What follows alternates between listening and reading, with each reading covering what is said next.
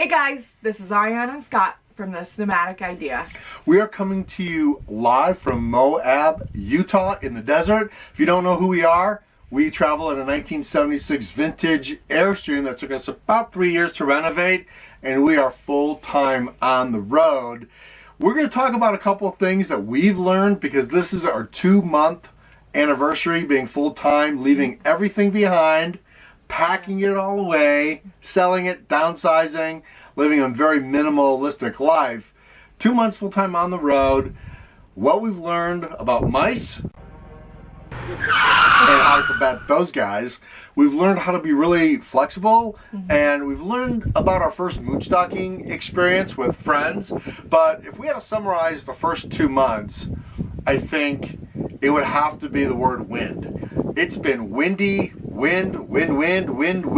and we have been in wind for like 50 miles per hour.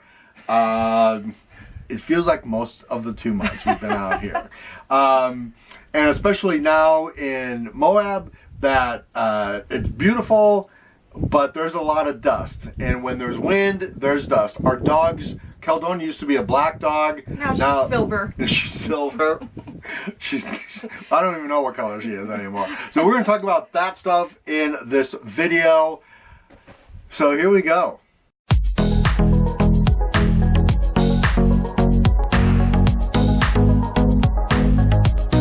So we knew it was going to happen. It wasn't a matter of if, it was a matter of when they would show up. I've seen countless of other YouTube videos about mice, but they never really said what in a fierce, competitive little sucker that thing is.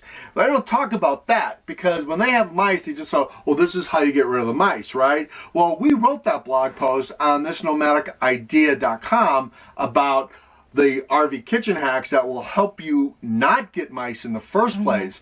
But the mouse that we had in here the other day, it was gigantic. It was huge. And so we've really had to go to war with the mice thing. And I don't think, what we're going to tell you in this video is the absolute hard truth about, you know, we have a vintage Airstream. It's got some holes in it. Mice don't care about what year your RV is. No. They don't care at all. New, old, small, big, large. How much money you paid for it. They don't care if it's a $500,000 motorhome coach. If they can get in, they are going to go for the food. And that's exactly what these mice did. Now, all in all, we've had probably, I'd say about 5 mice. So let's add 2 more. 5 mice and a mutant mouse in Utah. I'm going to say 5 regular mice. And then the 1 mouse in Utah that obviously has been around since the 50s when they were nuclear testing in Utah. But because this mouse was gigantic. We knew right away when he just took his hands and ripped open the potato chip bag, all right? He even chewed through it. He just opened it up. So he was big. So what have we learned and what have we combated with the mice? So we had to think like a mouse. We had to figure out how he was getting in, and why was he getting in? What was kind of like bringing him on there? Well, bringing him back. So when we first had mice issues, you know, we instantly started locking down all of our food, putting it in Tupperware, kind of rechanging the way we thought about storing our food in our trailer. We thought that alone would solve the problem. Then we learned that everybody has these issues. And so we had to start thinking like a mouse. Yeah. You know, what kept attracting what kept attracting him back when there was no food source available? And one of the biggest issues was the food waste. Yep. And so we talked a lot about that in our video with the top 3 hacks, the kitchen hacks, about how we, you know, went about kind of going hardcore on sealing any and all food waste at all in our Airstream. So that worked for a little while. Yep. But then they came back in full force again. So what was bringing them back? Well, so we found that we had a vulnerability in the Airstream. Now, I built this thing. I know every nook and cranny of this Airstream, and I had a hard time believing that a mouse was just, you know, knocking on the front door saying, hey, I'm hungry, can you spare a dime? So he was getting in some way. Although this last mouse was big enough, I think he could have knocked on the front door. But so we found out that he was getting in through our, so we took out our black water tank. We have a composting toilet. But the pan that's bolted to the frame, it's still there. And we had a little bit of a squeeze hole in there. He was getting in the empty black water tank pan, and he was coming in and he was coming up through the shower hole. So in our shower, we had to kind of lift up our shower tub. We had a hole in the subfloor where the drain went through, and he was coming up that way because we were always noticing why he was always going to the one side of the Airstream right into our pantry. So it just seemed very coincidental that they're always on the one side. The other thing too is that, as Ariane said, we started combating things that they could get into right away. So it gave us a lot more time to kind of figure out how to catch the mouse. At first, you know, we didn't want to kill the mouse, you know, and we tried relocating a few mice, and that was unsuccessful. We tried the witness protection program for the mouse, but comes to find out that they don't care. They really don't care. And so we, once we kind of like, we took our important food, our bread, stuff that we use all the time, and we put that in a big Tupperware gig. One, it saved us a lot of storage room in our cabinets for other food that they couldn't get into. So we've kind of rearranged that whole gig. So that kind of prevented him and the other mice. And so we've had mice come in and leave and never come back, and no damage, everything's fine. We had one mouse that we found in our garbage. Took care of that one. So, but we did really find out it's the wasteful food product that, like, you know, you're cutting up an onion, right? Well, it's the peel of the onion you throw in the garbage. Peeling orange peels, cucumber peelings, things like that, that we have learned, and just extra scrap food that normally when you're at home, you just throw it away. But when you're in the RV, that is like a green light to every varmint, animal. Dinner served. Come and get it. In the desert. So we found that once we kind of curbed that, we didn't really have any kind of mice problem. The other tip I want to give you guys, and I'm sure you've heard of this before, I want to ask you guys if you've done this, is that I started stringing lights underneath the Airstream. Now, I know a couple other YouTube videos and a couple other RVers have mentioned that. All I can tell you is when I do that every night, we do not have mice. None. And that seems to be working. Now, that kind of goes in play then with why we have 200 watts of solar in the van and a 100 amp hour battery in the van. So I don't use any battery power or any energy from the Airstream. It comes from the van, and I run those lights all night up until morning time. And we have not had, when I run those lights, we do not have a mouse. So that is another tip that I think so far has worked. If it doesn't work, if we run across that, and you know, we run the lights and a mouse gets in, we'll tell you, hey, well, you know, it only works 95% of the time, depending on the personality of the mouse. This last mouse was so big, I don't think he cared. We did hear a knock on the door, but you know, we think he was a very clever mouse. I don't even know if it was a mouse. We first looked at this thing and thought it was a rat. That's how big this guy was. But he was a mouse. He's called a deer mouse. And they don't always come for food.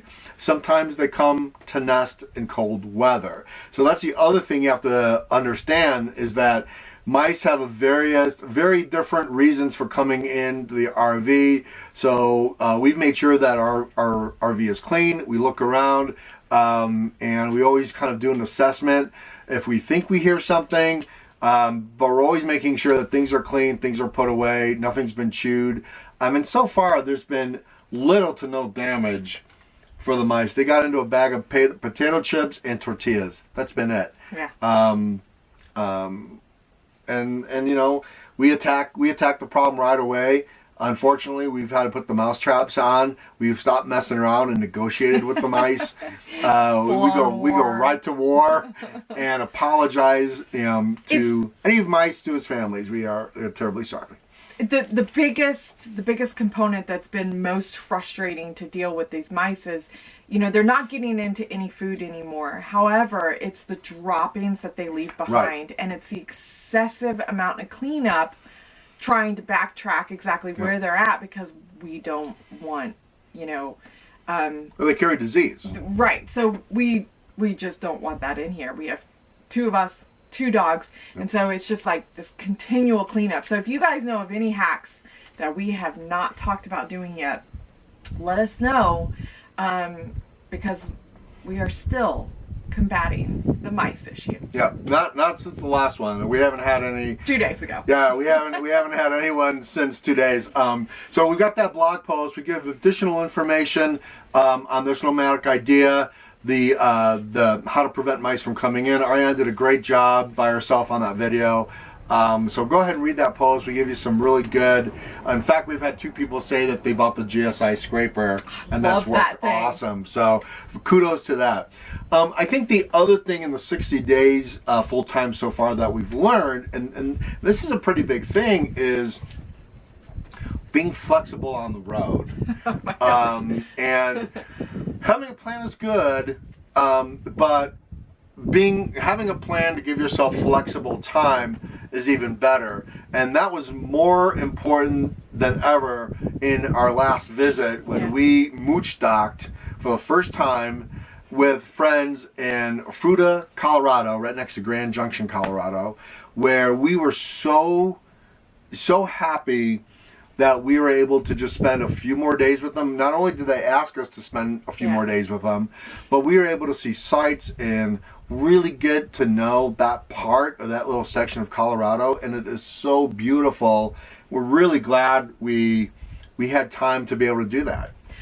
Colorado was never in our plan. We were just going to shoot straight down, spend all of our time in Utah, and we had learned from our first 30 days that we hated that feeling of feeling rushed. It was like continual movement, and we knew right away going into October we did not want to just go. We wanted to slow our roll big time. We wanted to kind of leave a lot more flexibility in our plan to be able to do things, and it has allowed us so much more opportunity, not only to get to experience this like small little corner of Colorado, which took our breath away, and quite honestly we loved the vibes of. So very, very grateful to them, and grateful for that opportunity to get to explore in that area. But really the ability to stay, we stayed in 2 places longer than we had anticipated staying in, because we loved it so much, and we allowed ourselves that ability to just kind of stick around, linger, and see things. One of the biggest stressors for me in the first 30 days of traveling was that I felt like we had no time to do anything, which was so strange, because in your daily life, back in the sticks and bricks, you know, you feel like you don't have any time to do anything because you're always working. You have the 9-to-5 job, you have all these plans, that kind of thing. And so you feel all I want is time. Well, all we had was time when we got out on the road, right. But we had no time at all to do anything because we were constantly making the move and just constantly traveling, and that wore on us more than anything, because we felt unproductive. We felt like we weren't, you know, getting to explore the balance between having to work and explore in these places that were so beautiful that we wanted to see. So slowing it down and being a lot more flexible with our plan, and allowing that time to just kind of morph as we needed it.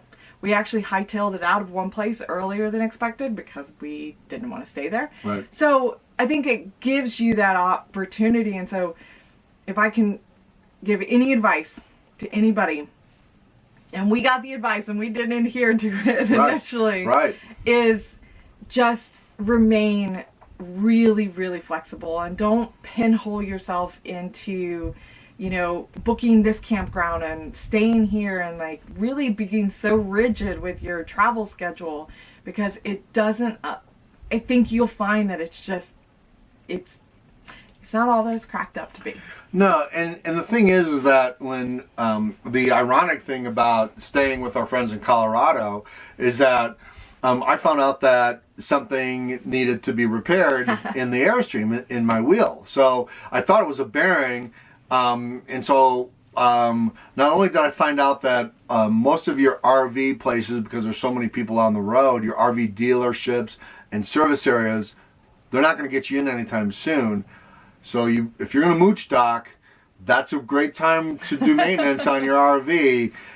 Because they are behind. I actually just took it to a regular auto mechanic, and the guy did wonders, and he was a lot less expensive, and he got me in and out in a day and a half, which if I had taken it to a regular RV service center, he was telling me it was going to be the end of October. So we got that fixed. That's the one thing about being flexible, is that you don't know what's down the road as far as, like RV repair, RV maintenance, car maintenance, tow vehicle maintenance. You don't know. So, that it's good to kind of have this like gray open area in your plans. And the other thing too, as far as Moochdocking goes, first of all, I hate that term. I hate that word, Moochdocking.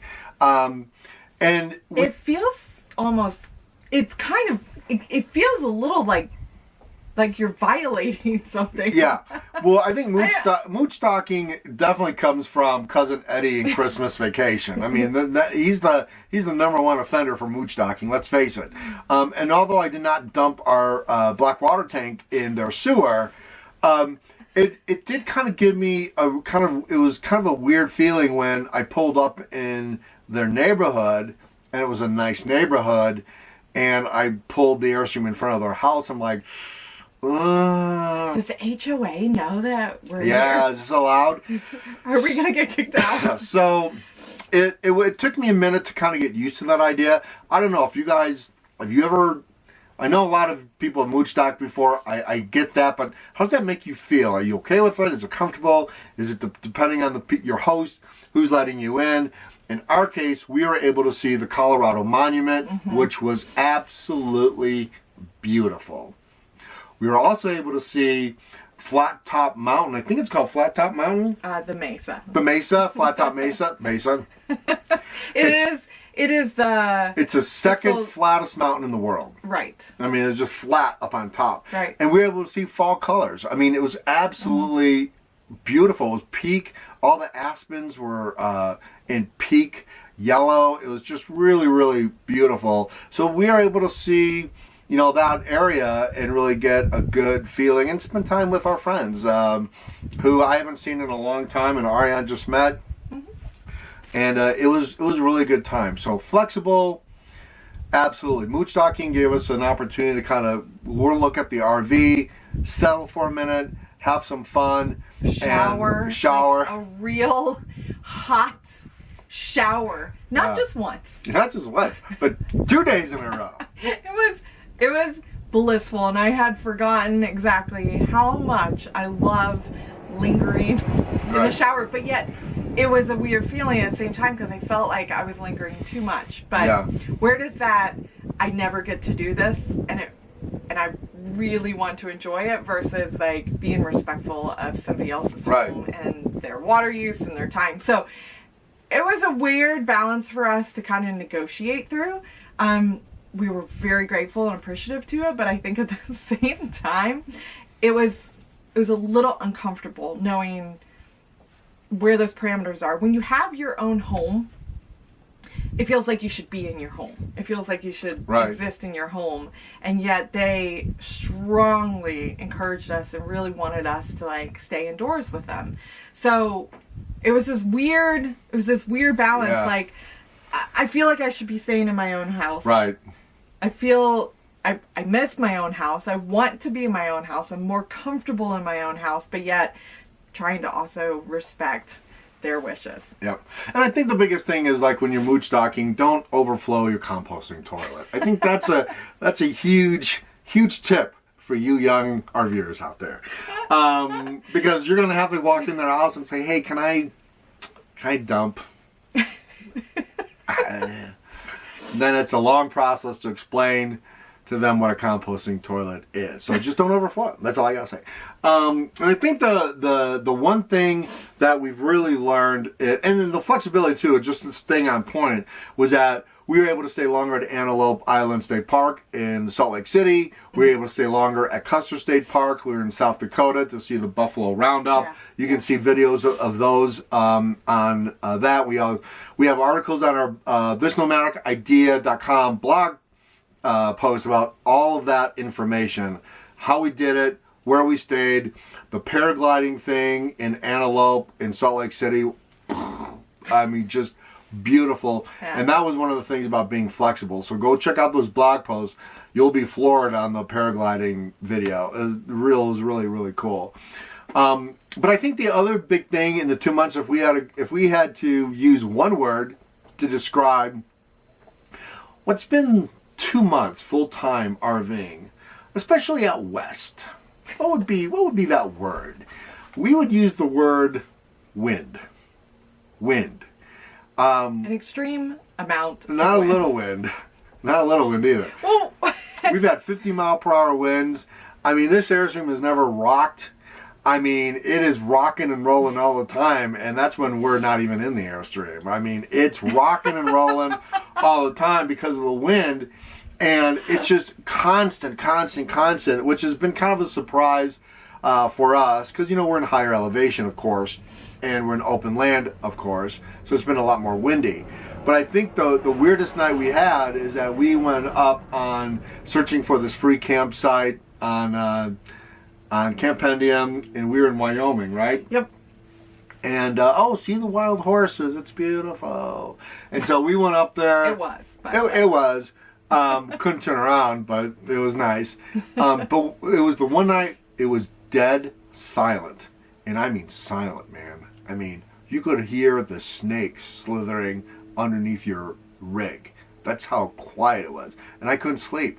I mean, I'd been so used to all this wind and all this white noise. For weeks. For weeks and weeks, I could not sleep. I heard every crack, I thought I heard like a meteor shower. I mean, that's how quiet it was, man. It was quiet. I don't think you hear me. I could have. It was quiet. But other than that, I think the wind, you know, driving in it, towing in it, you know, sleeping in it, waking up to it. I think the dust is, it's oh my new. gosh, it's crazy. Yeah, you'll never be, I mean, it's a dirty lifestyle. Our expectation of wind was intermittent. I think certain areas that we were boondocking, we knew were going to be windy. But experiencing it day and night and just the relentless amount of wind that we experienced, and perhaps it had to do with the locations that we chose. Perhaps it had a lot to do with the time of year that we were traveling through these areas, but it was so constant that when we finally no longer experienced the wind, it was alarming. And it made us realize exactly how much wind we had actually been in. Driving in it, sleeping in it, cooking in it. Yeah.